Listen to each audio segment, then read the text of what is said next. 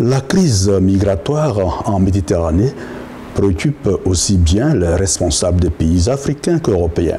Pour conjuguer leurs efforts, les chefs d'État du Niger, du Tchad et le chef du gouvernement d'entente nationale libyen, Fayez El-Sarraj, ont eu une séance de travail à l'Élysée avec le président Emmanuel Macron, la chancelière allemande Angela Merkel, la chef de la diplomatie européenne Federico Mogherini, le président du Conseil italien Paolo Gentiloni et le chef du gouvernement espagnol Mariano Rajoy. La politique de long terme que nous souhaitons conduire, nous pays européens, en lien avec l'Union européenne, à savoir une politique de développement, puisque une grande majorité justement de ces migrants prennent ces routes de la nécessité au péril de leur vie, font vivre les trafiquants parce qu'ils n'arrivent pas à avoir une vie normale et un développement normal dans leur pays. Es gibt ja neben der Migration, die wir beklagen, auch eine sehr, sehr starke innerafrikanische Migration. Und wir müssen auch den Ländern, die von dieser Migration betroffen sind, helfen, denn das bedeutet auch eine riesige Herausforderung für diese Länder. La question de l'immigration ne peut être résolue que par le développement, par un développement harmonieux de l'Afrique. Si on ne se partage pas les richesses, en fait, disons, et toute la richesse se trouve au nord et au sud, il n'y a rien, évidemment, il me paraît très difficile d'arrêter, en fait, disons, d'une manière ou d'une autre, définitivement. Ça.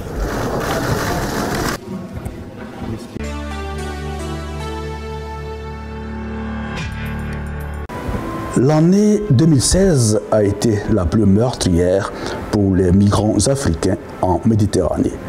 Plus de 5000 morts selon l'ONU, un record alors même que le nombre de personnes ayant traversé la mer a fortement diminué.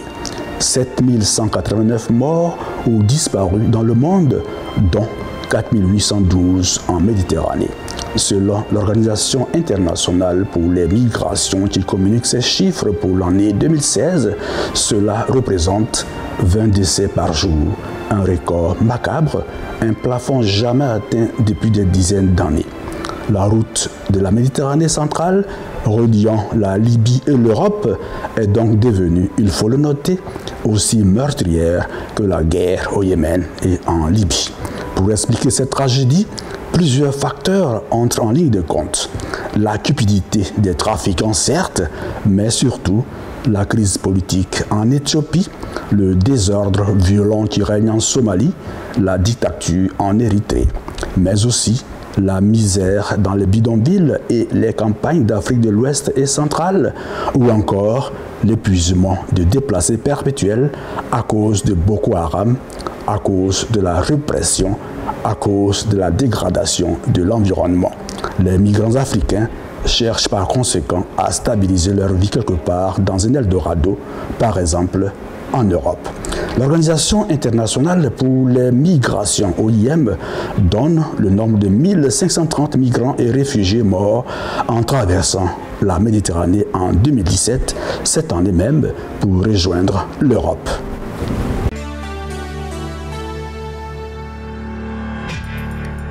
Directement rattachée au chef de l'État, cette structure composée des personnes de la société civile a été pensée depuis le mois d'avril pour incarner le renouvellement du partenariat entre la France et l'Afrique, voulu par M. Macron et permettre une nouvelle approche des enjeux de société. Le Conseil présidentiel pour l'Afrique comprend.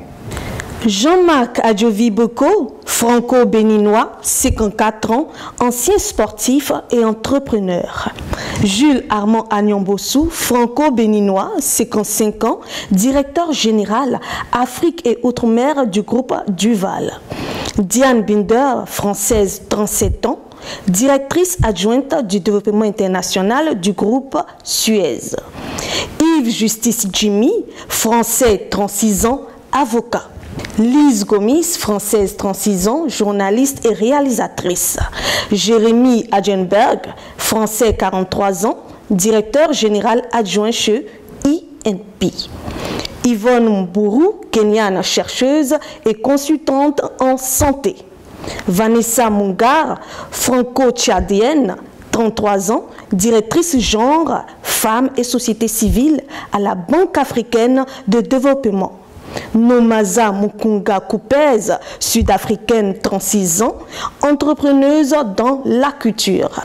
Karim Si, franco-libano-malien, 49 ans, entrepreneur dans le numérique.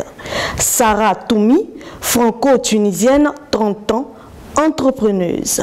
Ainsi, avec cette équipe composée à majorité de businessmen binationaux, le président français souhaite ramener la France au devant de la scène économique africaine où elle est de plus en plus supplantée par la Chine, mais aussi par d'autres pays émergents comme la Turquie, le Brésil et l'Inde.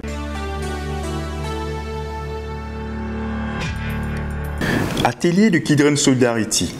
Dans le cadre de la commémoration des festivités du 57e anniversaire de l'indépendance du Gabon, l'association MB Kidren Solidarity a organisé samedi dernier, 26 août, dans un hôtel du 13e arrondissement à Paris, un atelier de sensibilisation sur les métiers du handicap.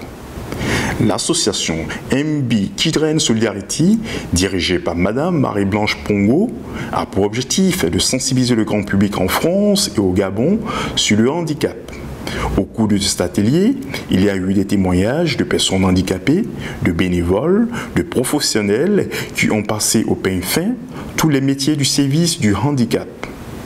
Ces métiers représentent un panorama complet et vivant du secteur et répondent aux principales questions sur les formations et débouchés. Ils couvrent le domaine social, médical ou paramédical. Créée en 2010, l'association MB Kidren Solidarity porte entre autres son engagement sur les enfants africains en situation de handicap et l'amélioration de leur quotidien. Notons que l'atelier de sensibilisation sur les métiers du handicap a pris fin avec un défilé de présentation des colliers de l'artiste gabonaise Larissa Bougou Mikala Di Isne.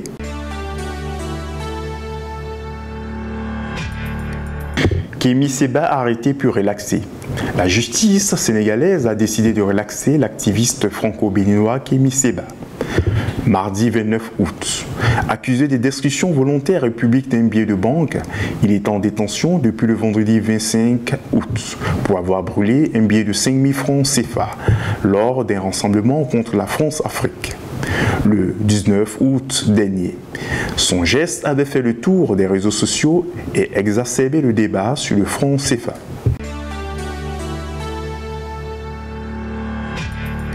Ivoirien et Ivoirien, peuple de Côte d'Ivoire, en tant que président du Rassemblement du peuple de Côte d'Ivoire, alternative crédible, j'ai l'honneur de vous annoncer de façon officielle, en présence du président de la grande coalition Ensemble pour la démocratie en Côte d'Ivoire, le professeur Georges Amaouagné, en présence des vice-présidents Dr Boga Sako et du ministre Iris Kaye, vice-président, et du président du NPR, Blaise Pascal Lobo, l'adhésion du RPCI-AC à la grande coalition EDS en Côte d'Ivoire. Je vous remercie.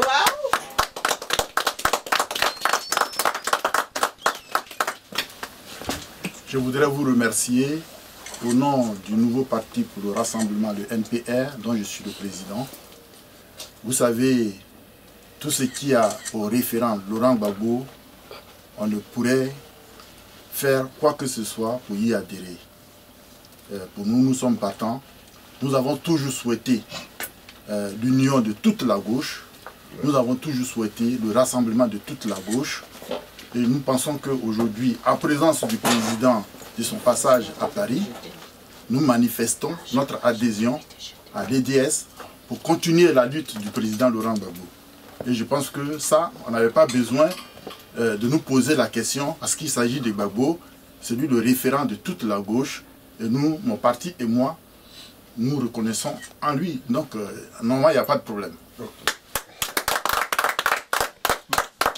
Donc, je veux dire que je suis très fier de vous accueillir au nom de EDS et je suis fier de vous accueillir dans cette coalition Ensemble pour la démocratie et la souveraineté. En tout cas, bonne arrivée et ensemble, nous ferons de grandes choses pour la Côte d'Ivoire. Merci beaucoup. Nous y croyons.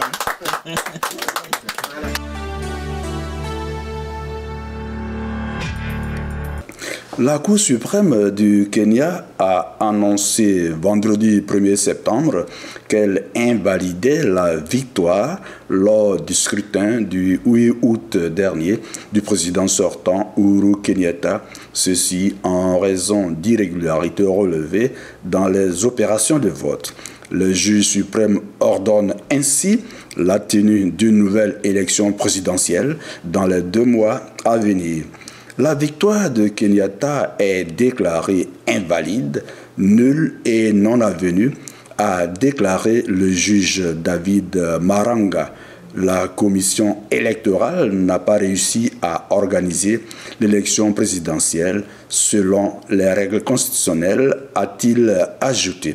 Il faut rappeler qu'Uhuru Kenyatta avait été déclaré vainqueur avec un écart de 1,4 million de voix sur son adversaire.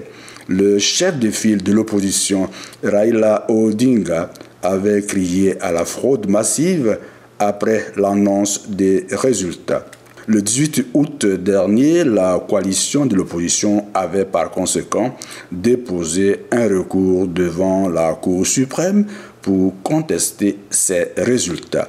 C'est une journée historique pour le peuple kenyan, a réagi Raila Odinga à l'annonce de la décision d'invalidation.